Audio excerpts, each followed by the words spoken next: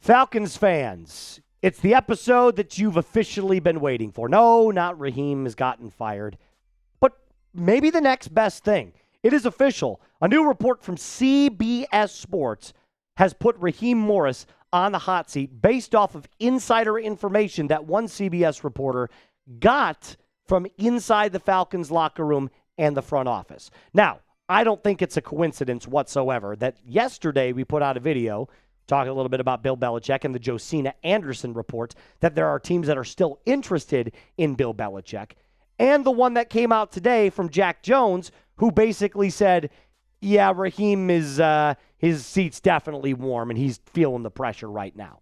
So what was this specific report? Because we got to have receipts. Well, let's start with our first one. Here's what Jack Jones wrote in his CBS report. It has made many wonder around the league whether sweeping changes will take place following this year.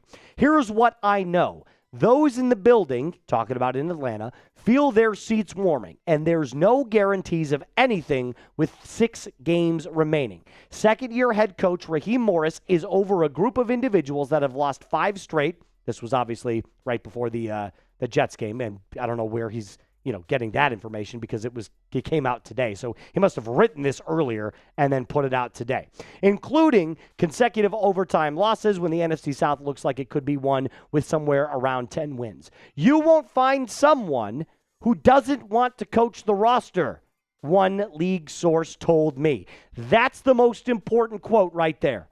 You won't find a coach that doesn't want to coach this roster. We've been saying it all year, Falcons fans. All year. It is not a talent issue in Atlanta. It is a coaching issue in Atlanta. So now it feels like the rest of the NFL is kind of warming up to that idea. Oh, we were on that way quicker than anybody else. The article goes on to say this. Arthur Blank is one of the most patient owners in the NFL. This group showing some fight and turning things around in the closing month and a half of the season would go a long way into keeping Raheem Morris. There's the shot in the back right there. So what do we know from this entire article that was written by Jack Jones? Raheem's seat is officially hot. That's one thing that we know. We also know that Terry Fontenot and Arthur Blank are watching Raheem like a hawk, or like a falcon, I guess you could say. And other coaches, they want the job. They want the job. You just heard it from Jones. League sources are saying there are plenty of coaches that want to jump at the opportunity to coach this football team. And why wouldn't they? The team is absolutely 100% filled with stars. I'll name a couple of them. Actually, I'll pretty much name all of them. Drake, Bijan, Tyler, Jalen, James Pierce, Divine Diablo, Caden Ellis, A.J. Terrell. Notice a lot of our stars coming on the defensive side of the ball. Speaking of, Billy Bowman, Xavier Watts, Jesse Bates. I could go on and on and on about all of these spectacular players. And make sure, JD, you have a little lower third there on there as well. I could go on and on about all of these different players. But the fact is that we know already that the Atlanta Falcons have star potential. They've got playoff potential. They've got players that are good enough to take this team to the very top of the division. It's been a failure and an indictment on Raheem Morris and Zach Robinson and this coaching staff to develop the talent to win football games. But as the article and I have said, the next 6 games are incredibly critical.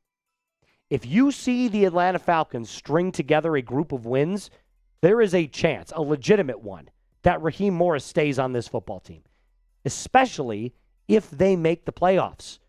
And I've got news for you. 3 out of the next 6 games are to teams with below 500 records. The Jets, the Cardinals, the Saints. We play all of them. All 3 of those could be wins.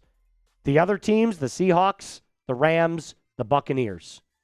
So if you pull out a win over the Tampa Bay Buccaneers and you squeak one of those games between the Seahawks and the Rams, there might be a legitimate chance the Atlanta Falcons are in the postseason. And as a Falcons fan, I want nothing more to see my team make the playoffs, but I'm also conflicted because I don't want Raheem Morris. So it's kind of like a which one is worse, which one is better. I don't know. All I know is that I'm going to root for this team regardless. So if they suck and they fire Raheem Morris, great. We can focus on the future. If they somehow rattle off enough wins to make the playoffs, then it's full steam ahead in the playoffs. But I'm going to ask you really quick. The likelihood that the Falcons make the playoffs is what? 1% meaning there's absolutely no shot in hell. 100% means they're absolutely going to make it. And put that percentage down in the live chat if you feel so inclined. And if you're watching during our regularly scheduled programming, make sure you get down in the comment section down below. Before I continue on with what I believe the Atlanta Falcons can do to make the playoffs, and most of it stemming from Kirk Cousins, I'm going to tell you about a brand new sponsor that we've got here on the show, and that's our friends over at Cash App.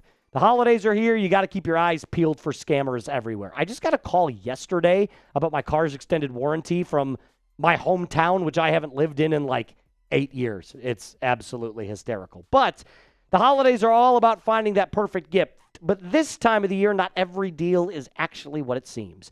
Scammers are getting more creative to try to trick people into sharing their payment info through methods like fake shopping sites and giveaways that are just too good to be true.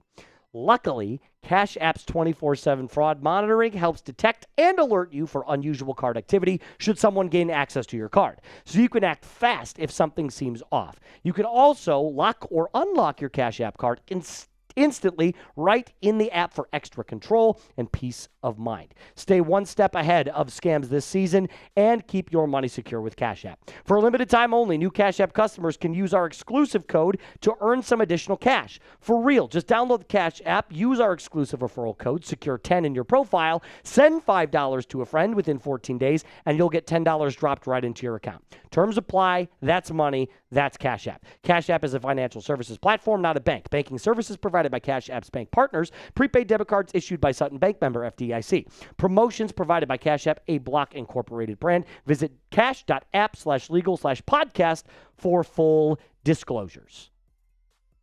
So it's all about Kirk Cousins at this point. We can go back and forth about who the most pressure is on. It comes down to Kirk.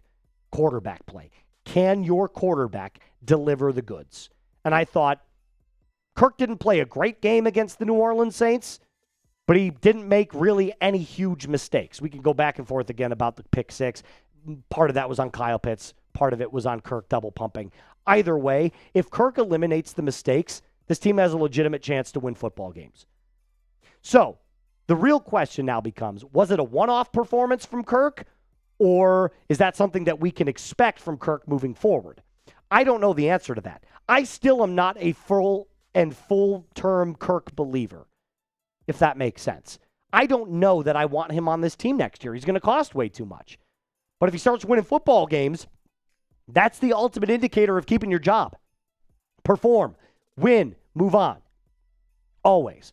And Raheem Morris was asked specifically about why the offense looks so different with Kirk Cousins at the helm versus Michael Penix Jr. And very interestingly put, he said this. Obviously, Kirk comes into the locker room and he's able to have a lot of injury input.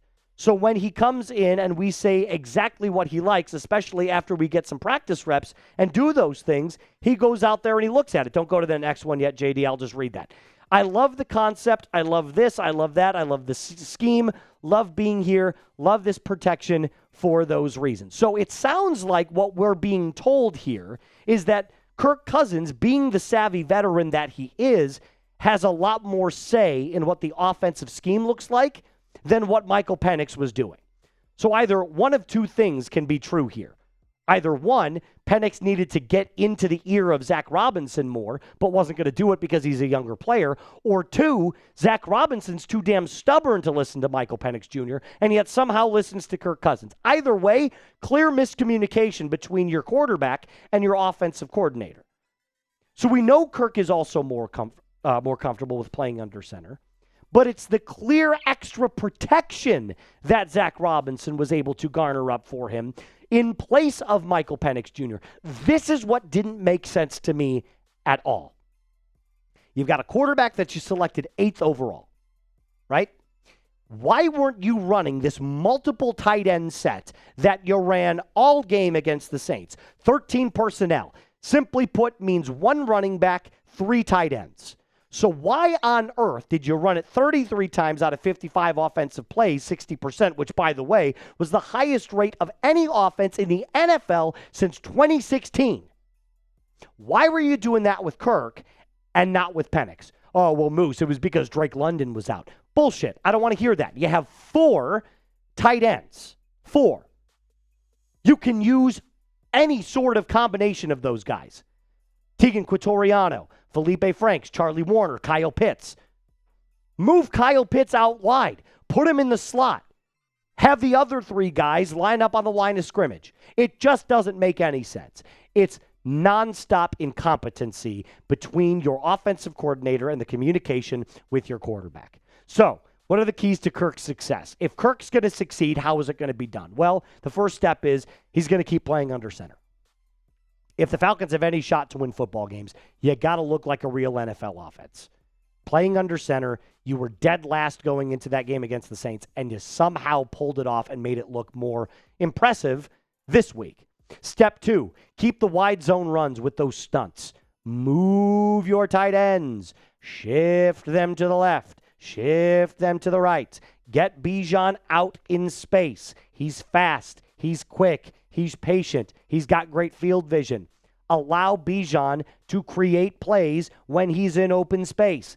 You do that with outside runs. Step 3, utilize your 4 tight ends. There's a reason you kept 4. I thought it was stupid to keep 4, but you kept 4 anyway. So if you're going to use all 4 or you're going to keep 4, use them, not just in special teams.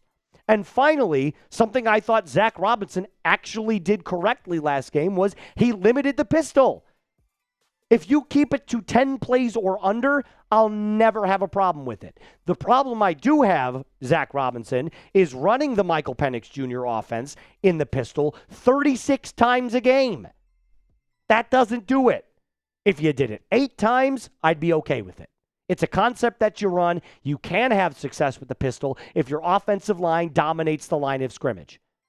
So limit the pistol to 10 plays, get Kirk under center, have more wide zone scheme runs with those stunts, and utilize your tight ends. And hell, you might just be able to pull off some W's. Speaking of W's, before I end today's show, what will the Falcons' record be at the end of this season?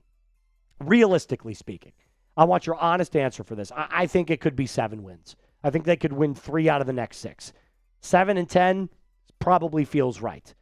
Would I want that necessarily? No, of course not, because you always want to go positive. But realistically speaking, I don't know how we stack up right now against the Seahawks and the Rams. It's just going to be too much. That's going to do it for us on today's episode. A reminder to hit that subscribe button, like today's video. Rise up, Falcons fans, and be cool.